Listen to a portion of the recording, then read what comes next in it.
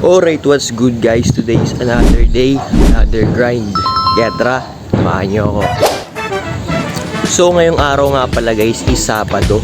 At ngayong umaga po is wala po akong pasok dahil new schedule na po tayo mga kaibigan. Wow. At ang pasok ko po is mamaya pa pong hapon or tanghali, tama, hapon.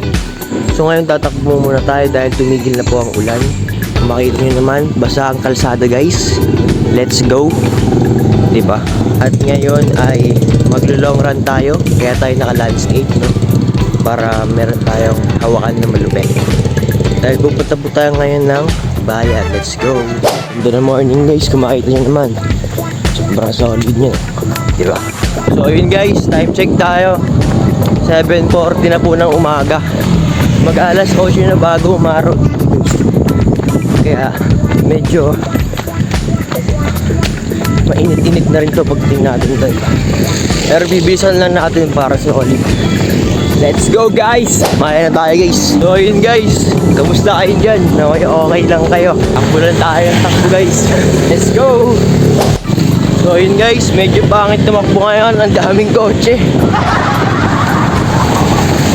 Dito pa lang sa amin, marami ng kotse guys. Sa Sabado ng umaga. So ngayon dito tayo sa barangay namin. Barangay Conchu. Makikita nyo naman guys, sobrang payapa. Sobrang ganda ng blue sky tomorrow. Let's go! Let's go, let's go! So yun guys, no, may nakita tayong kakilala dito guys. Ang ating kasama lagi sa pagtakbo. Dahil papasok po siya ngayon umaga, no. Shoutout sa'yo Ken. Ingat ka palagi. Let's go! Malapit na po tayo sa kanto ng Conchu. Let's go, let's go, let's go. Dito tayo guys sa kanto ng Conchu. Makikita ko na naman yung mukha ko dito. Saan ako dyan? Larot. Let's go! Let's go, labasan na tayo guys. Medyo wala pa lang car dito. Tulay na tayo guys. Let's go. Slow jog lang tayo dito. Basahin. Let's go. Ahon tayo guys. 1, 2, go.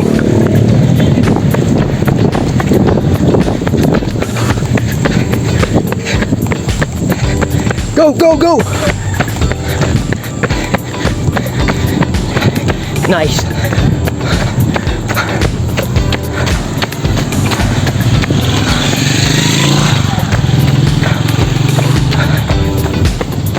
Wala ako nadaan guys. Yan.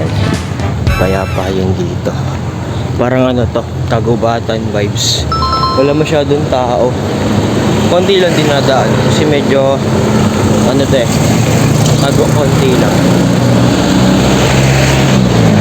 Nakakahingal yun guys. Medyo hiningal ako dun guys. So ayun, lakad lang tayo papunta ng People's Park. Let's go.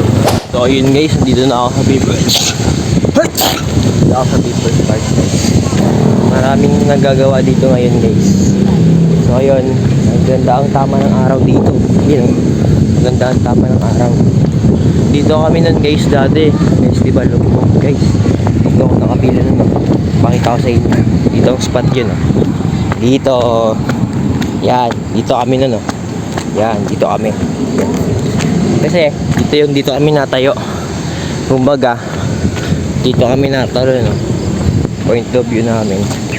Yan, nakaganyan kami dun, no? Hindi kami nakatingin. Yan, kasi may nagpa-perform dun. Kasi mga chismosa kami. Kaya yun. Naalala ko lang dito kami nun, no? Tapos dito kami nag-pray. Yan, dyan kami nag-pray. Diba? Solid memories dito, guys. Ang lupit kasi dito, eh, pagka nagsiset up sila. Ano? Tawag dito. Maganda. Tapos pag nawala, parang di mo akalain na dito ginanap. Tapos paano nagkasya yun? Ganun. Yan. Dito ako tumatakbo. Dito kami nag-tiktok ng klasiko. Dito kami nag-blocking skin yan. Tapos dito kami nag-perform. Diba? Tapos dito kami nag-picture. Yan. Dito yun eh. Dito kami yata ng tama. Dito. Tapos dito ako nakapesto ng days. Oh. Kasi meron dito nag-interview sa ano namin eh. Sa Koryo namin. Tawag dito. Oh yun. Tapos kaway-kaway lang ako dito. Sa TV na kami. di ba? Lupit nun par, tubang-tawa ako nun kahit ano, konting ano lang ako doon, mga 3 seconds lang ako nakita sa TV. Pero hindi ko naman siya napanood sa TV, pero panood ko yung video niya sa YouTube. Mahanapin niyo yung mukha ko doon. Sobrang solid. Nasa bandang kanan ako eh. Sa unahan. Kasi sumegway ako eh. Para makita ako. Gusto ko kaya makita sa TV. Yun. Sino ba namang ayaw makita sa TV, di ba? O ayun, tamang ano na ako dito. Ewan ko, bawal yata ngayon dito guys kasi may ginagawa sila. Ginagawa sila, busy sila. Wala kang tao ngayon dito eh. Yan o. Tapos doon yung court guys. May court doon. Yung parang arena. Maganda yung court doon. So makalaro doon. Yan. Walk trip lang tayo. Okay. Kwentuhan tayo guys. Let's go. So, ayun. Dito tayo ngayon sa People's Park. Okay. Kung makikita nyo naman ako guys. Medyo nakakapagod pero worth it naman. Para sa atin din itong ginagawa natin, no? Para sa future self natin, no? Kaya natin ginagawa yung mga ganito bagay. So, ngayon, tamang chill na ako dito. Feel free ako ngayon dito guys dahil ito naman ang gusto ko, ang mapag-isa pero hindi maging mag-isa. Tama ba? Isa yun guys, no? Ngayong araw is a very special day kasi nagkaroon tayo ng ganitong araw. Yun yung hampas ng hangin sa mukha ko. Sobrang solid din talaga. It's been a while since I started running, okay? And nung una, akala ko, alam ko nung una hindi siya magiging madali. Pero alam ko, naniniwala ako na in the long run, magiging consistent ako at kakayanin ko lahat. So, para sa mga gusto tumakbo dyan, ang tanging mapapayo ko lang sa inyo is start now, okay? Dahil hindi mo masasabi kung meron pang bukas, hindi mo malaman kung hanggang kailan ka sa mundong to, hindi mo masasabi kung ano mangyayari sa buhay mo kinabukasan or in the near future. Kaya ang mapapayo ko lang, hanggat maaga pa, hanggat kaya mo pang gawin mo lang ng gawin, okay? Kasi wala namang mawawala sa'yo eh, di ba? Sa pagrarunning, mag-benefit ka pa. Sa pag-gym, mag-benefit ka pa. Sa ibang mga habits na hindi maganda, wala. Puro saya lang, gito ganyan, di ba? So, piliin natin kung ano yung tama at piliin natin kung ano yung mas maganda, no? Kumbaga kung ma-compare tayo sa ibang tao, yung iba, ang ganda nito, pogi na ito. Compare din natin yung lifestyle, no? Para mas mag-improve pa tayo, no? Kasi kung yung iba na compare natin yung sarili natin sa kanila, like maganda sila, tapos mag-aayos tayo, di ba? Kasi nainggit tayo eh, di ba? So what if compare naman natin yung lifestyle natin sa maganda din pero magandang lifestyle, no? So tayo, mag-improve pa tayo as a person, as an individual, ano? Dahil syempre nag-compare tayo, so maingit din tayo sa magandang lifestyle. So kumbaga nainggit kayo sa akin sa pag-jogging ko, pagiging consistent. So kayo magiging consistent din kayo kasi may eagerness kayo eh, kumbaga hungry kayo, no? Pero yung pagka-hungriness nyo or pagka-gutom nyo is maganda yung magiging benefit, hindi yung nainggit ka dahil sa luho or something, di ba? Anong benefit nun? Siyempre nawalan ka ng pera, di ba? So ayun, so importante rin talaga yung tamang pag-iisip at tamang desisyon. Well, din nakukuha yung ganong process or practice pagkakamali, no? Dahil alam mo naman guys na it takes time para matuto, it takes time para maging tama lahat, maglaro lahat.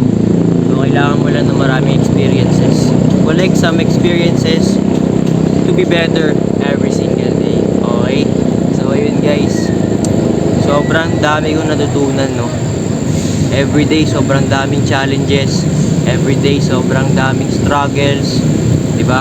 Pero talagang laban lang, no?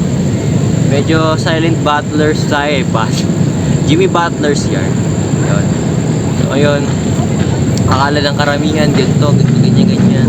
Pero totoo pala yung sinabi ng iba guys na kung sino pa yung masiyahin sa harap ng maraming tao, sila yung maraming pinagdadaanan sa likod. Okay.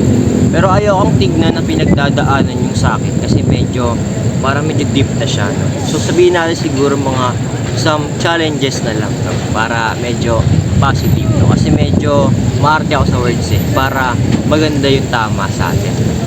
So, ayun.